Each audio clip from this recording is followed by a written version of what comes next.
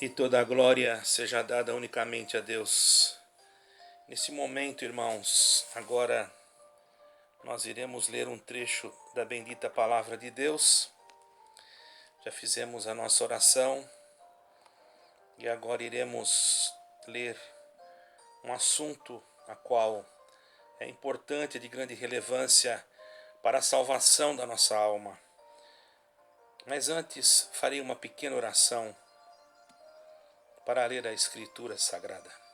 Eterno Deus e bondoso Pai, Criador do céu e da terra, em nome do Senhor Jesus, dai-nos a luz do céu para poder explicar aquilo a qual o Senhor tem nos dado a luz pelo Teu bom Espírito para colocarmos diante daqueles que ouvirem esse vídeo.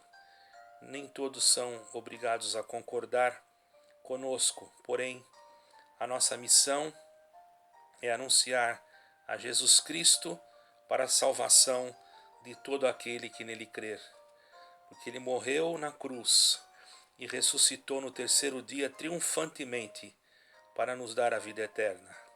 Em nome dele que te pedimos, de Jesus Cristo Nazareno, ungido de Deus, que vive e que reina para todos sempre.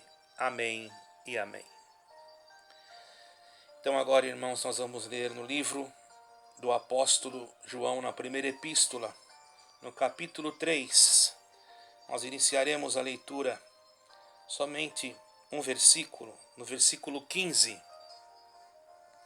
Nós vamos ler aonde diz, capítulo 3, versículo 15: Qualquer que aborrece a seu irmão é homicida, e vós sabeis que nenhum homicida tem permanecente nele a vida eterna.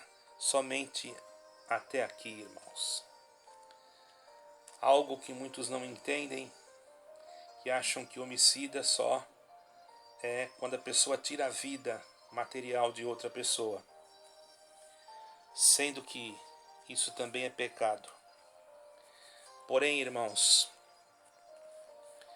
existem homicidas de almas, que matam a alma com a língua, com um gesto, ou até mesmo com uma palavra, jogando-a fora da presença de Deus ou condenando-a com um olhar. Às vezes um olhar pode derrubar uma alma, dependendo da forma que você olhar para aquela pessoa, porque existem pessoas, irmãos, que são muito sentimentais. Por isso existe a ciência das almas. Assim como existe a ciência da terra, a ciência humana, que consegue examinar o corpo, a anatomia humana do nosso corpo, descobrindo com exames, às vezes de alta tecnologia, a enfermidade que há no corpo. Existe também a ciência do céu, que consegue, irmãos, diagnosticar a enfermidade da alma. Nem todas as pessoas são iguais, têm os mesmos sentimentos, suportam as mesmas palavras, são capazes de entender, às vezes, um olhar de desprezo, ou um olhar de pouco caso. Você pode dizer, mas uma pessoa assim, então, não deveria viver na terra. Isso não é escolha sua nem minha. Se a pessoa vive, é porque Deus ali deu vida. E não cabe a nós julgarmos, não cabe a nós, irmãos, decidirmos sobre a vida de ninguém. Nem tampouco olhar com desprezo para aqueles que estão, muitas das vezes, em lugares errados.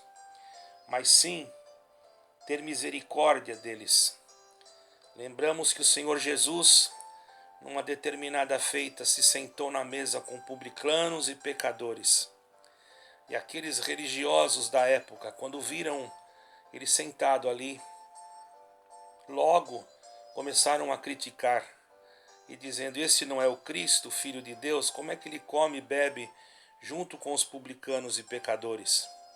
E o Senhor Jesus logo lhes respondeu, e disse: quem precisa de médico, os sãos ou os doentes?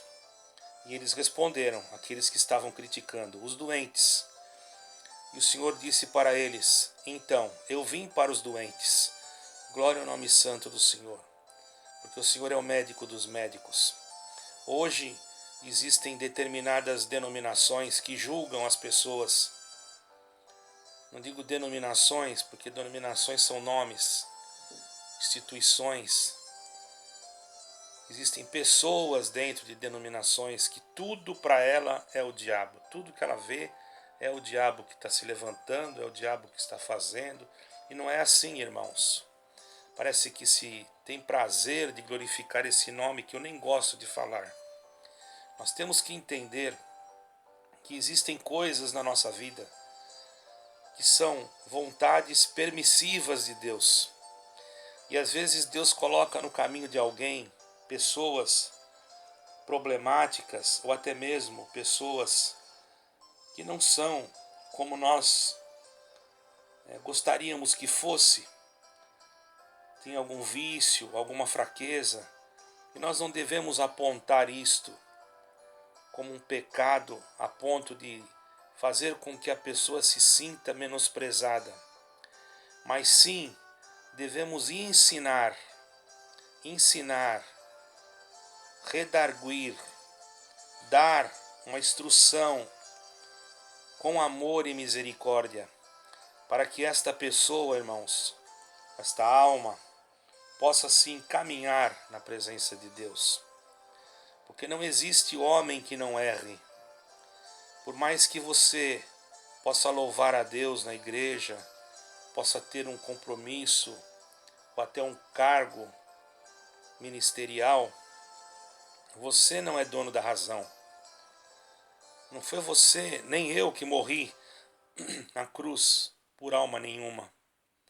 E quando você deixa de amar ou cria dentro de você uma empatia, um ódio por uma pessoa, você não é obrigado a se comunicar com qualquer pessoa, nem se ajuntar com qualquer um. Mas você não deve odiar, mesmo que você não tenha aquela comunhão que você deveria ter, você tem que amar. Vejamos o que aconteceu com Abraão e com Ló. Os dois eram parentes. Abraão era tio, Ló era sobrinho. Porém tiveram que se separar um do outro para que não houvesse uma contenda entre os pastores de ovelhas e isso viesse trazer um mal-estar entre os dois. Então, a unidade, muitas das vezes, não quer dizer aproximação. Eu sou unido com meus filhos, mas um está na sua casa, o outro está na outra. Você é unido com os teus filhos, mas às vezes você está aqui e o teu filho está em Londres ou nos Estados Unidos, ou em Portugal, ou em outro país. Mas isso não quer dizer que você deixa de amá-lo por ele estar distante de você. Ao contrário, isso lhe traz saudades. Quando você tem ódio, você está cultivando dentro de você algo maligno que não pertence ao Espírito Santo e não tem comunhão com Deus. E aquele espírito do ódio, ele tem muito mais facilidade de crescer do que o espírito do amor. Sabe por quê? Porque o que não presta nasce mais rápido. Você já viu numa plantação que a pessoa às vezes planta, daqui a pouco está cheio de ervas daninhas? A planta demora até mais para crescer, mas daqui a pouco aquelas ervas daninhas já estão ali querendo prejudicar o crescimento daquela plantação. Assim é o ódio. Ele quer prejudicar o crescimento do amor que está dentro de cada um de nós. E nós não devemos odiar. Se você diz, eu não detesto aquele irmão, eu odeio aquela família, eu odeio aquele irmão, tenho ódio, você já está cometendo um pecado de homicida. Então você deve de dobrar o teu joelho e pedir perdão a Deus. E se você não tem comunhão com aquela pessoa, continue a amando. Isso não quer dizer que você vai ficar o dia inteiro na casa dela, porque muitas das vezes você também está cometendo um pecado de hipocrisia, porque não é estar dentro da casa um do outro todo dia que demonstra o amor. O amor se manifesta, irmãos, de uma forma muito mais profunda do que uma aproximação carnal. Quantas vezes as pessoas nos ofendem, nos maltratam, nos desprezam e nós continuamos a amar aquela pessoa. Ser criticado, irmãos, por alguém não quer dizer que aquela pessoa que nos criticou não nos ama. Eu já fui criticado, mas com críticas que muitas das vezes, irmãos, são benéficas. Mas também já fui criticado com críticas odiosas. Quando a gente consegue compreender o que é o ódio e o que é o amor, nós conseguimos discernir quando alguém está nos criticando para o bem ou procurando nos ensinar. Quando alguém nos critica com ódio ou com querer nos atacar com palavras ofensivas ou até mesmo com palavrões, essa pessoa não está com o Espírito de Cristo. Um palavrão, irmãos, é uma palavra que sai fora dos parâmetros cristãos. Mas às vezes a pessoa fala aquilo, não estou defendendo quem fala palavrão, mas às vezes a pessoa fala aquilo da boca para fora, e às vezes a outra pessoa fala uma palavra que não é palavrão, e às vezes ela está falando com rancor, com ódio. Então Deus ele consegue discernir a fonte que está saindo a água. Os irmãos estão entendendo? É como uma pessoa, quando uma empresa, quando ela vai fazer um conserto, um encanamento numa rua. Quando ela termina o conserto, muitas das vezes a primeira água que sai na torneira, ou no chuveiro, ou em qualquer outro lugar que tenha que sair aquela água, às vezes aquela água ela sai um pouco suja, com um pouco de barro. Não quer dizer que ela esteja totalmente contaminada, porque foi mexido no encanamento e automaticamente entrou ali alguma sujeira. Estou sendo bem claro para que todos possam entender. Mas aquela água depois ela é tratada, e depois de tratada ela vem novamente com a cor natural. Infelizmente existem químicas hoje que até prejudicam a saúde se forem colocadas demasiadamente. Porém, isso é um exemplo superficial para que nós entendamos que às vezes a pessoa fala uma palavra, mas sai daqui, ó, não sai daqui. O pior é quando você fala uma palavra que sai daqui de dentro do teu coração e fica ali a mágoa, o rancor, o ódio. E quando você vê aquela pessoa, você faz de conta que você gosta dela e você não gosta. Você representa como um artista num teatro, ou numa telenovela, ou num circo. Mas Deus, que conhece o que está dentro de nós, Ele sabe aquilo que está dentro de você, que está dentro de mim. Eu tenho visto, irmãos, em alguns canais, pessoas que fazem críticas construtivas para ensinar, para instruir, para fazer as pessoas deixarem de serem alienadas com determinadas instituições.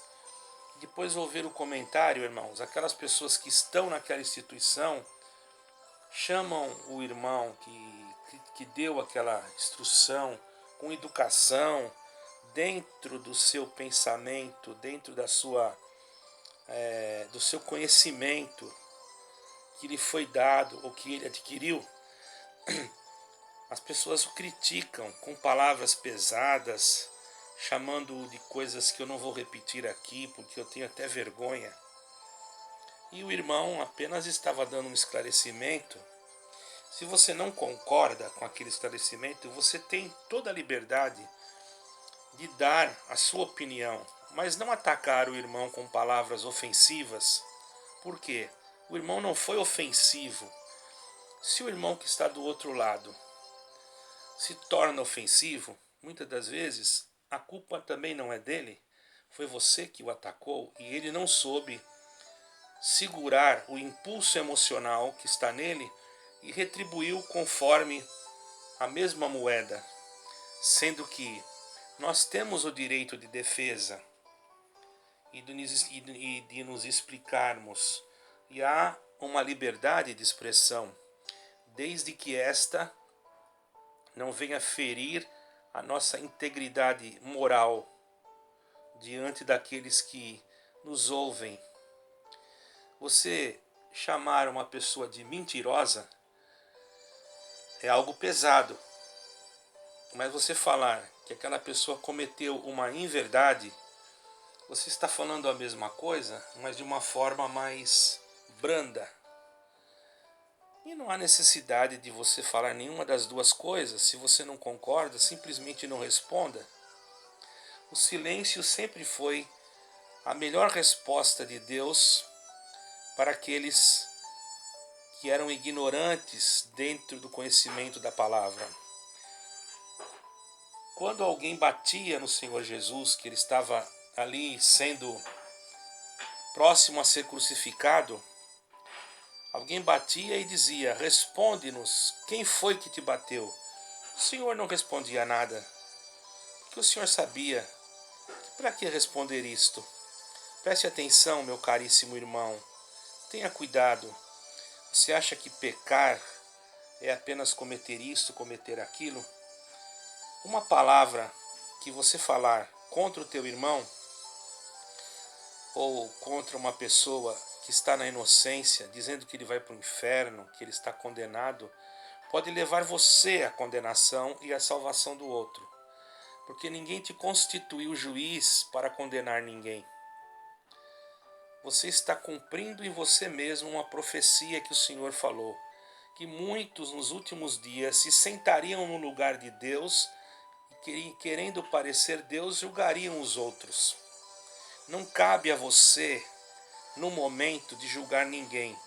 Diz a palavra de Deus que quando o Senhor Jesus voltar, até aqueles que são seus santos julgariam os anjos, até os anjos.